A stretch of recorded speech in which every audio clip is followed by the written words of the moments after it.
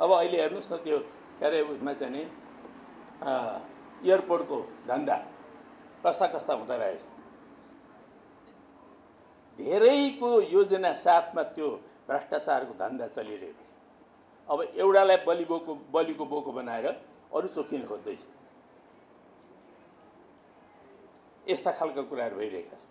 त्यसो हुनाले हाम्रो देशमा न कृषिलाई अगाडि बढाउन सकियो, न उद्योग धन्दा विकास गर्न सकियो। शिक्षा र स्वास्थ्य हेर्नुहोस् त, शिक्षामा यो प्रकारको जुन एउटा चाहिँ नि अराजकता छ, 28 सालको ऐन अझै अहिलेसम्म चलिरहेको छ। नयाँ ऐन अलि जनमुखी प्रगतिशील शिक्षा हुने चाहिँ ऐन बनाऊ भन्दा पनि त्यो पनि अहिलेसम्म बन्न सकिरहेको छैन।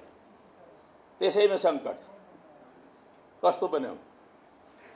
यस कारणले गर्दा देश अहिले राजनीतिक रूपले पनि सङ्कटग्रस्त छ, आर्थिक रूपले पनि सङ्कटग्रस्त छ, सामाजिक हिसाबले पनि सङ्कटग्रस्त छ र सांस्कृतिक हिसाबले पनि सङ्कटग्रस्त छ। मुलुकको राष्ट्रियतामाथि लगातार बाह्य हस्तक्षेपहरू भइरहेका छन्।